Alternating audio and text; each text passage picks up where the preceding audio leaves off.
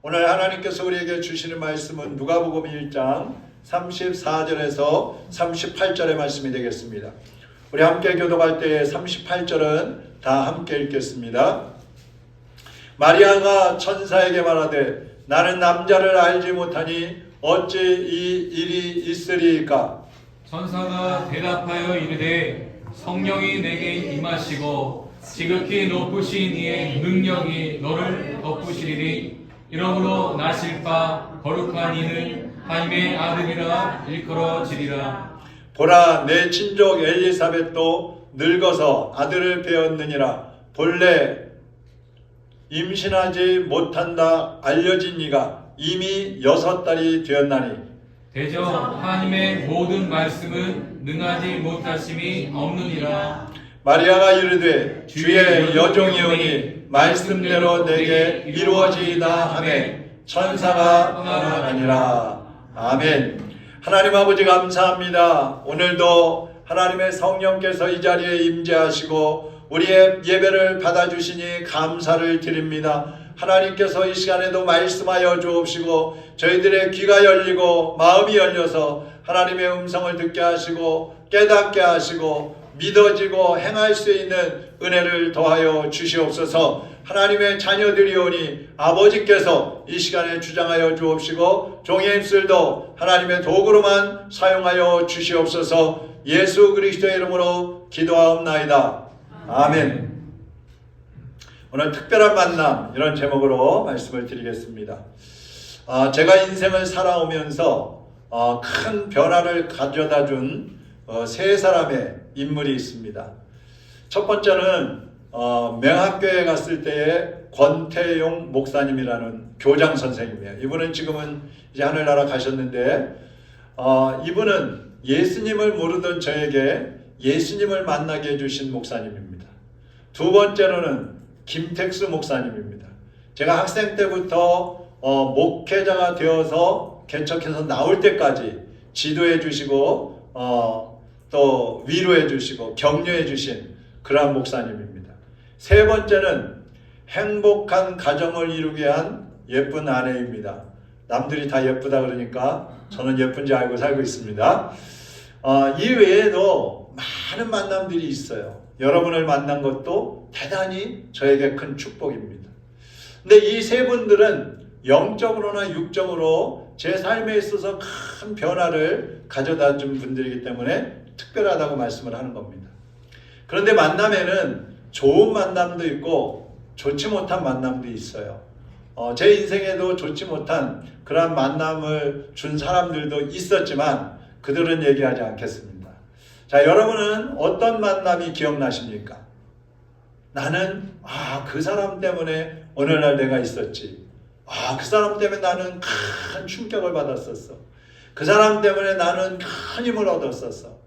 아마 여러분도 나름대로 여러분의 인생에 큰 영향을 끼친 그런 사람들이 있을 것입니다. 자, 오늘은 만남의 복에 대해서 말씀을 드리는데 저에게 있어서 앞에 말씀드린 그 세 사람이 굉장히 귀중한 만남이었다고 한다면 또 특별한 만남, 영원토록 잊을 수 없는 그리고 함께 하시는 그런 만남은 무엇보다 예수 그리스도와의 만남입니다. 하나님은 제가 11살 때에 아버지를 잃었을 때에 저의 아버지가 되어주셨고 또 죽음을 두려워하던 저에게 영원한 생명을 주신 분이고 또 지금까지 신앙생활하고 목회해 올 수 있도록 여기까지 인도해 주셨고 또 앞으로도 하나님 나라 갈 때까지 함께 해 주실 것이고 천국에 가서도 영원히 함께 해 주실 것이기 때문에 우리 예수 그리스도의 만남은 저에게 가장 큰 축복이 되는 것입니다. 여러분이 예수님을 만나면 하나님은 여러분의 아버지가 되어 주십니다.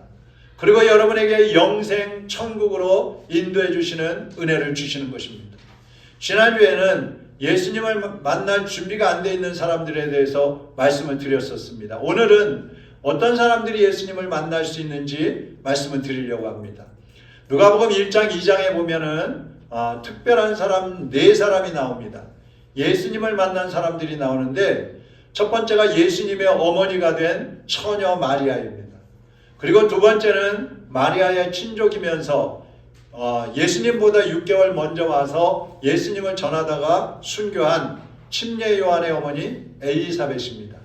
그리고 세 번째 사람은 성전에서 평생을 지내면서 구세주를 기다리던 안나 할머니, 또 시몬 할아버지가 있습니다. 이 안나와 시몬은 부부가 아닙니다. 따로따로입니다.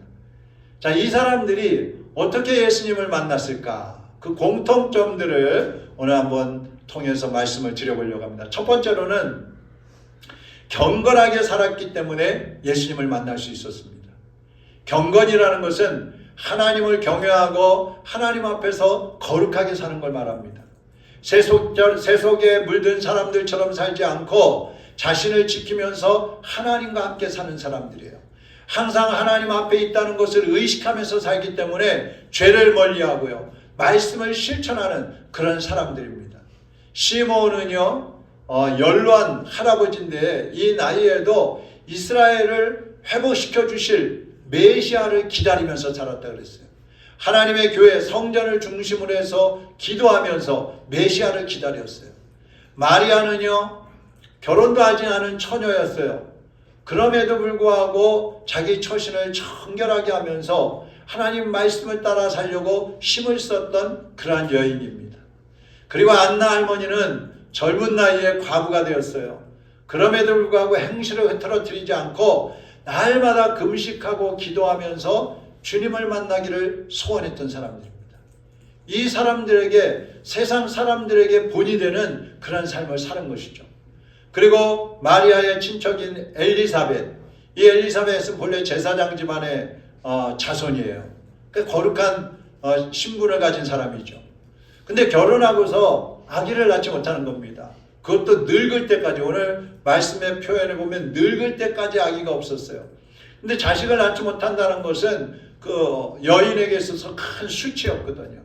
그러니까 고민을 하면서도 하나님을 원망하지 않고 자신에게 맡겨진 그 제사장 직무를 감당하면서 하나님을 섬기다가 느지막이 하나님의 은혜로 아기를 임신하고 침례 요한을 낳게 되는 것입니다. 자, 이들의 공통점이 뭐예요? 몸도 마음도 흐트러뜨리지 않고 하나님 앞에서 경건하게 살았다는 것이 공통점입니다. 이 사람들은요, 첫째, 성전 중심의 신앙생활을 했어요. 둘째, 말씀을 지키는데 힘을 다했습니다. 세 번째, 특별히 하나님의 은혜를 간절히 사모함이 많았어요. 다른 사람들보다, 주변 사람들보다 하나님의 은혜를 사모하는 마음이 있었어요. 예수님은 이렇게 경건하게 사는 사람들을 찾아오시는 것입니다. 구세주 예수님을 기다리는 사람은 첫째로 자신이 죄인이라는 것을 인정을 할 줄 알아야 돼요. 내가 죄인임을 인정하지 않는 사람은요, 예수님을 맞이할 필요성을 느끼지 못해요. 구세주를 만나야 할 필요성을 느끼지 못해요. 그러니까 예수님을 만날 수가 없는 것입니다. 그래서 우리가 죄인이라는 것을 인정하고 예수님을 영접할 때 주님을 만날 수가 있는 거예요. 두 번째로는 죄악된 세상을 이기고 이제 새로운 인생을 살고 싶어하는 그런 마음가짐이 있어야 합니다. 지금까지 살아왔던 대로, 환경이 주어지는 대로 그냥 흥청망청 즐겁게 또 육신의 쾌락을 따라서 살아가는 그러한 삶이 아니라 이제는 주님 안에서 나도 새로운 인생, 보람된 인생, 행복한 인생, 하나님이 원하시는 그러한 삶을 살아보겠다는 마음, 그리고 내세를 준비하겠다는 그런 마음을 가져야 주님을 더 깊이 만날 수가 있어요. 그리고 세 번째로는 구원의 주님을 간절히 찾는 마음입니다. 여러분 마음속에 예수님을 얼마나 간절히 찾고 계십니까? 예수님 만나고 싶어하는 마음이 얼마나 크게 자리 잡고 있습니까? 여러분은 어떤 자세로 이번 성탄절을 지금 맞이하고 계십니까? 언제 예수님을 만나도 나는 부끄럽지 않게 내 마음과 내 생활을 경건하게 하고 있어야 예수님을 만날 수 있는 것입니다. 예수님을 만날 수 있는 예배, 예수님과 대화하는 기도, 하나님 앞에 예배와 기도 생활에 전심을 다해야 돼요. 정해진 시간에 또 형식적으로 예배하고 기도하고 성경 읽는 그런 모습이 아니라 주님의 음성에 귀를 기울여야 합니다. 세상 것들로부터 내 마음을 지켜야 되고 내 행동을 지켜야 되고 내 생각을 지켜야 돼요. 혹시라도 세상의 것들로 내가 지금 오염되어 있다면 그것을 십자가에서 예수 그리스도의 피로 다 씻어내고 주님 앞에서 깨끗한 마음을 보존해야 예수 그리스도를 만날 수가 있는 것입니다. 여러분, 우리는 예수님의 피로 죄사함을 받는다는 얘기를 수없이 듣고 있어요. 어쩌면 매주마다 듣고 있습니다. 그러나 과연 나는 죄로부터 멀리 떠나 있는가? 과연 나는 하나님을 가까이 하면서 경건한 삶을 살고 있는가? 과연 나는 죄를 지을 때마다 예수님의 피로 씻어내리고 있는가? 여러분 자신을 점검을 해야 합니다. 주어진 환경에 따라 오늘도 말씀 들었지, 문 밖에 나가면 다 잊어버리고 이제 내가 살던 모습 그대로 내가 가지고 있는 생각과 가치관 그대로 살아간다면 여러분은 주님을 깊이 만날 수가 없어요. 우리의 죄가 해결될 수가 없다는 말씀입니다. 사랑하는 여러분, 이제 성탄절을 맞이하기 전에 다시 한번 우리의 생활을 돌아보면서 하나님 앞에서 자신을 경건하게 지키고 또 하나님 앞에 거룩한 모습으로 드리는 하나님의 백성들이 되시기를 주님의 이름으로 축원합니다. 두 번째로 어떤 사람이 주님을 만나느냐? 순종의 사람이 만날 수 있습니다. 오늘 본문 38절 같이 한번 읽어보겠습니다. 마리아가 이르되 주의 여정유언이 말씀대로 내게 이루어지이다. 아멘. 자, 이 마리아는 처녀라 그랬어요. 근데 그 마리아에게 천사가 찾아왔어요. 마리아야, 내가 임신할 거야. 예? 무슨 말씀이세요? 너 임신한다고? 아니, 저는 남자를 알지도 못하고 이제 결혼하려고 준비하고 있는 사람인데 어떻게 임신을 해요? 성령으로 임신한다. 그 마리아가 당황했겠죠. 크게 놀랐습니다.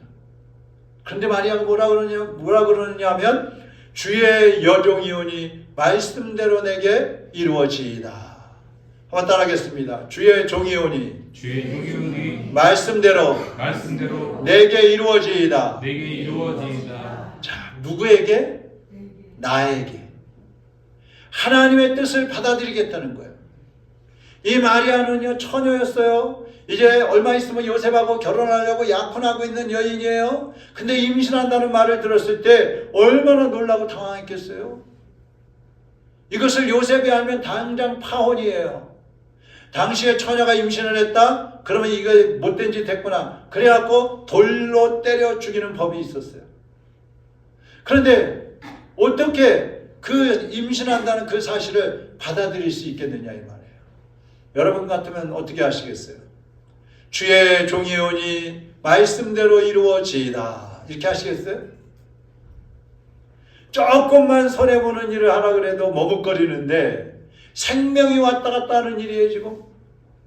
그러니까 마리아도 처음에는 있을 수 없는 일입니다. 아니, 나는 남자를 알지도 못하고 나는 아직 결혼도 안 했는데 어떻게 내가 임신을 해요? 말도 안 됩니다. 그렇게 얘기를 했어요. 그러나 천사의 말이 내가 잉태하고 출산한 그 아이는 메시아다. 만민을 구원할 메시아가 너를 통해서 태어날 것이다. 그렇게 말씀하는 거예요. 그러니까 마리아가 순종을 합니다. 주의 여종이오니 말씀대로 이루어지이다. 이 종이라는 말이 뭐예요? 종. 이게 바로 순종하겠다는 뜻이죠. 마리아는 자신을 하나님의 종이라고 생각했어요.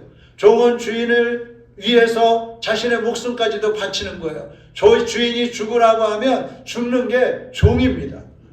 근데 마리아는 하나님의 종이라고 시인을 하고 있는 것입니다. 마리아는 파혼당할 각오를 했어요. 돌에 맞아 죽을 각오도 했어요. 내가 죽으면 죽으리라. 아니, 하나님이 나에게 잉태하게 하셨는데 하나님이 지켜주시겠지. 그런 믿음도 있었을 거예요. 그래서 온전히 순종을 합니다. 그 결과가 어떻게 됐어요?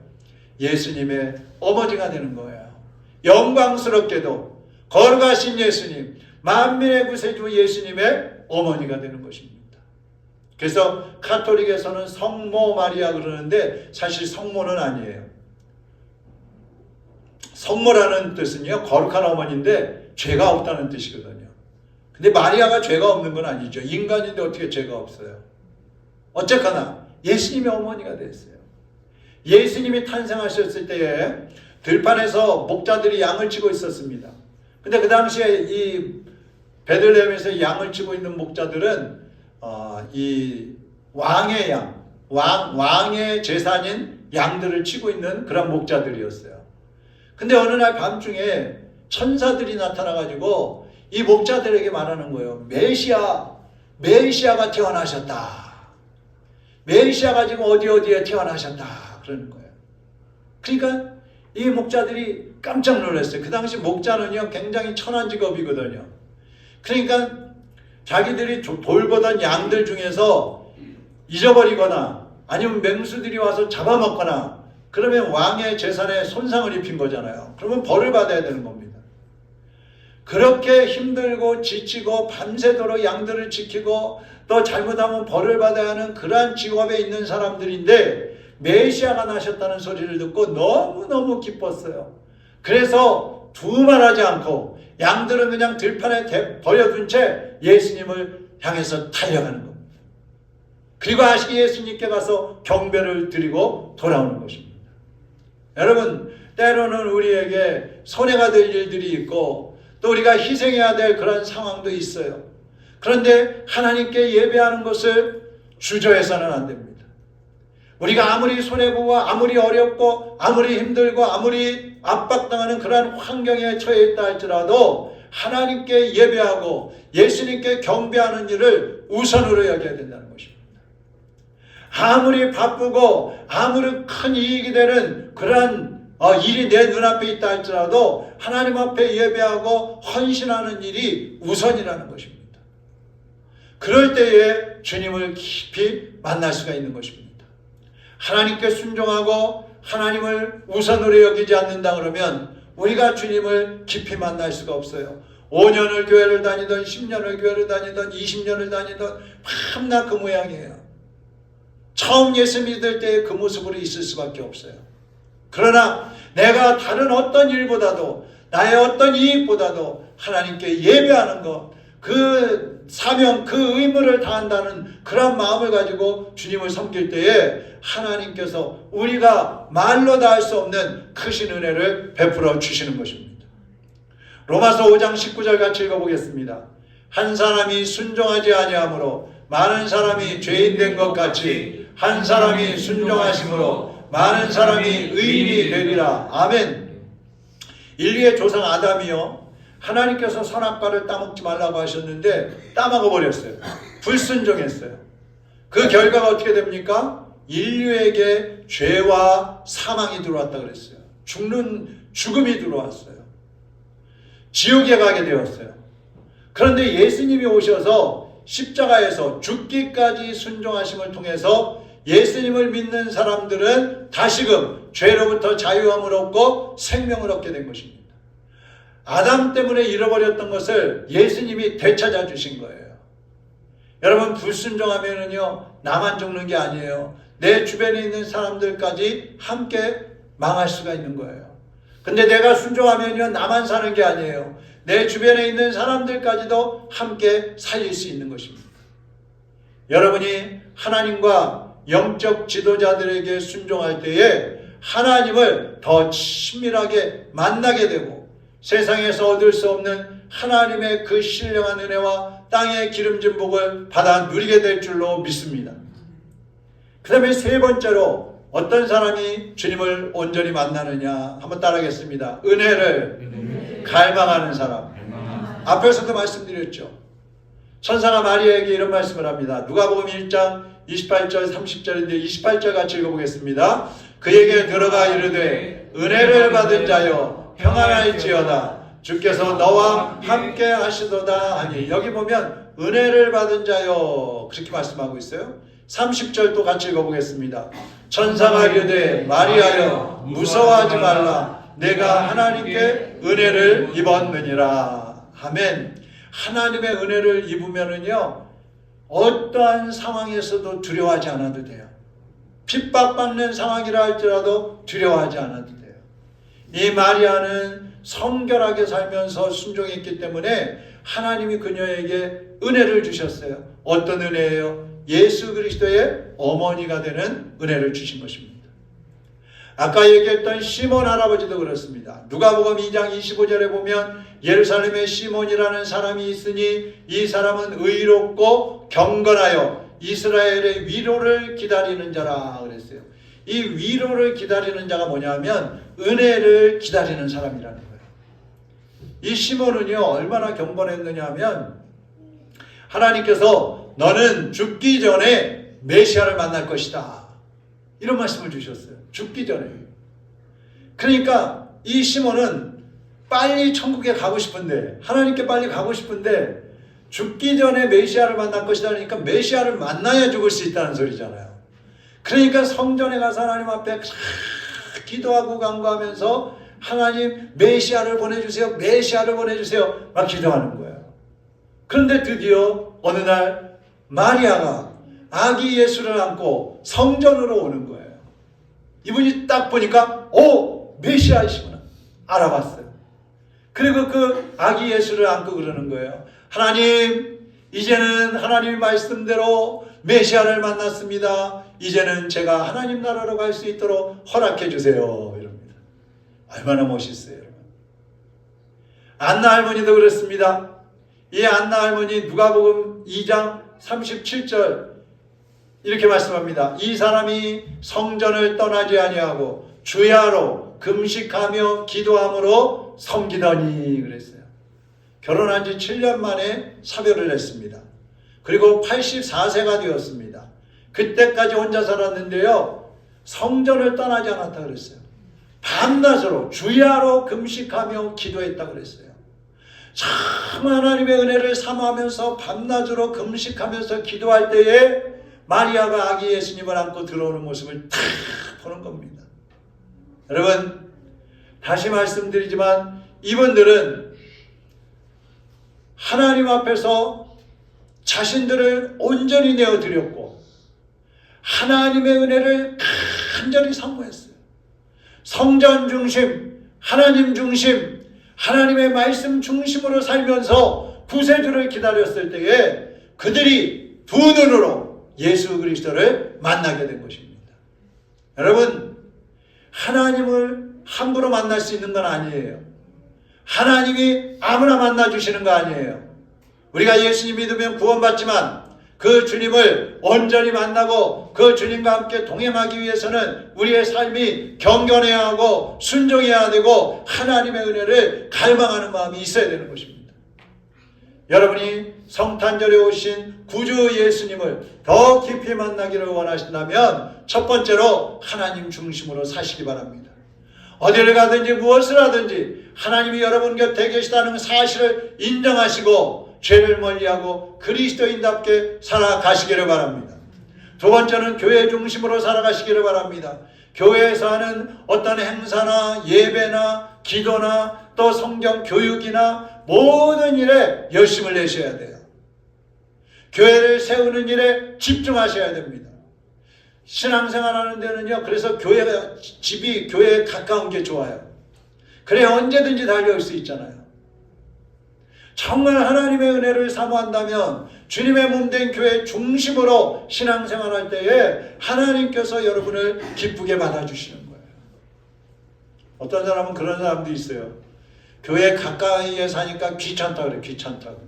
교회 빠질 수 없어서. 여러분 불쌍한 말이에요. 하나님 아버지를 가까이 할 수 있다. 물론 하나님이 이 예배당 여기에 계시는 것만은 아니지만 하나님을 가까이 할 수 있고 하나님을 만나는 시간을 더 가질 수 있다는 게 얼마나 큰 복입니까?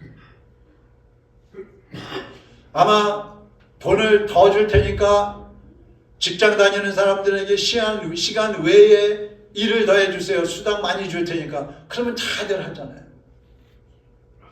높은 사람, 유명한 사람, 유명한 연예인, 내가 만나고 싶은 사람들이 막 준비되어 있어갖고 그들을 만날 수 있는 기회가 있다 그러면 달려가잖아요.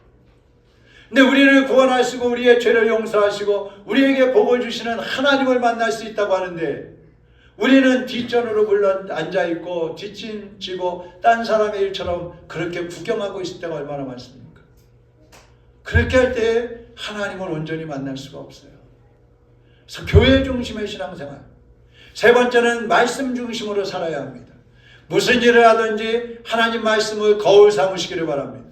그 하나님의 말씀에 비추어서 분별하고 하나님 말씀에 따라서 결정하고 그리고 그 하나님 말씀대로 실천하시기 바랍니다. 그럴 때 하나님이 여러분에게 들려주시는 그 음성을 들을 수 있는 귀가 열리는 거예요. 자, 이제 결론을 말씀드리려고 합니다. 만남에는 이로운 만남이 있고 해로운 만남이 있다고 그랬어요. 이스라엘 백성들을 애굽에서 출애굽시킨 모세가 있잖아요.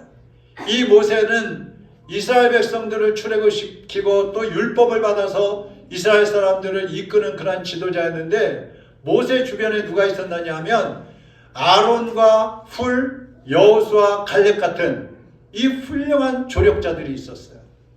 그러니까 모세는 혼자 하나님의 일을 한 게 아니라 아론과 훌이나 여호수아, 갈렙 같은 이러한 훌륭한 사람들을 만났기 때문에 하나님의 일을 온전히 이룰 수가 있었다는 것입니다. 그런가 하면은요, 이스라엘의 가장 세계적으로 지혜로운 왕이라고 했던 솔로몬 왕이 있습니다. 여러분, 솔로몬 왕을 만난 이스라엘 백성들은 어땠을까요? 행복했을까요? 불행했을까요? 솔로몬 왕, 지혜로운 왕, 가장 그 경제적으로도 풍요로웠던 시대, 이스라엘 백성들은 행복했겠어요? 불행했겠어요? 한번 상상해 보세요. 예? 행복했겠어요? 불행했겠어요? 행복했겠죠. 근데요, 솔로몬이 지배하는 동안에 이스라엘 백성들이 한 일이 뭐냐? 왕궁을 건축하고 성전을 건축하고. 솔로몬의 후궁이 몇 명이었어요? 1000명. 그 1000명의 후궁들이 거주할 이 별궁들을 건축하고 1000명이 각 나라에서 오다 보니까 신들을 가져왔어요. 신들, 우상들. 또 그 신들을 모실 신전들을 건축하고. 솔로몬이 살아있는 동안에 이스라엘 백성들은 건축하다가 볼일 못 본 거예요. 얼마나 힘들었어요. 그러니까 솔로몬 말년에 폭동이 일어났잖아요. 여로보암이라는 사람을 중심으로 해서 왕이여, 우리의 노역을 좀 줄여주십시오. 근데 안 줄여줬어요. 그러고서 솔로몬이 이제 막 우상을 섬기고 막 그러다가 이제 죽었는데 솔로몬의 아들이 왕이 됐어요. 여로보암을 중심으로 해서 백성들이 갔어요. 왕이여, 당신의 아버지 때 우리가 너무 힘들고 고생했는데 이 노역을 좀 줄여주십시오. 그러니까 또 르호보암이, 솔로몬의 아들이 뭐라 그래요? 야, 우리 아버지가 너희들에게 손가락만큼 일 시켰다면 나는 너희들에게 방망이만큼 일 시킬 거야. 내가 우리 아버지보다 너희들을 훨씬 더 잘 지배할 거야. 근데 그게 노역을 시키는 거예요. 고통스럽게 한다는 거예요. 그래서 이스라엘 나라가 어떻게 됐어요? 남북으로 갈라져 버린 거예요. 누구를 만나느냐가 이렇게 중요한 것입니다. 누구를 만나야겠느냐? 누가복음 4장 18절 19절 우리 같이 한번 읽어보겠습니다. 주의 성령이 내게 임하셨으니 이는 가난한 자에게 복음을 전하게 하시려고 내게 기름을 부으시고 나를 보내사 포로된 자에게 자유를, 눈먼 자에게 다시 보게 함을 전파하며 눌린 자를 자유롭게 하고 주의 은혜의 해를 전파하게 하려 하심이라 하였더라. 아멘. 이분이 누구겠어요? 예수님입니다. 예수님을 만나면 죄와 사탄의 올무에서 벗어나게 됩니다. 예수님을 만나면 환난을 면하게 됩니다. 예수 그리스도를 만나면 연약함과 고통 속에서 회복이 되는 것입니다. 오늘 말씀을 듣는 모든 성도들이 구원의 주님, 회복의 주님, 복의 근원이 되시는 우리 예수 그리스도를 깊이 만나셔서 영적으로나 또 육체적으로나 환경적으로나 하나님이 주시는 은혜로 승리하시고 영적으로 더 깊어져서 날마다 우리 주님을 만나고 주님의 손을 붙잡고 살아가는 하나님의 사람들이 되시기를 주님의 이름으로 축원합니다. 주님 한 분밖에는 아는 사람 없어. 가슴 깊이 숨어있는 가슴 깊이 숨어있는 주를 사랑하는 마음 기억하지 못해요. 주님 한 분밖에는 기억하지 처음 주를 만난 못해요. 처음 주를 만난 그날 울며 고백하던 나는 행복해요. 나는 행복해요. 죄사 받았으니 아버지 품 안에서 떠나 살기 싫어요. 나는 행복해요. 사랑이 샘솟으니 이 세상 무엇이든 채우고 떠나마요. 주님 한 분밖에는 주님 한 사랑할 일 분밖에는 사랑할 일 없어요. 작은 가슴 뜨겁게 작은 가슴 뜨거우게 주님 피가 흘러요. 주님 한 분밖에는 약속한 일 없어요. 주님 한 분밖에는 약속한 일 나를 믿고 없어요. 따르는 자 반석의 소리라. 나를 믿고 따르는 자 반석 위의 소리라. 나는 행복해요. 제사 받았으니 아버지 품 안에서 떠나 살기 싫어요. 나는 행복해요. 사랑이 샘솟으니 이 세상 무엇이든 채우고 또 남아요.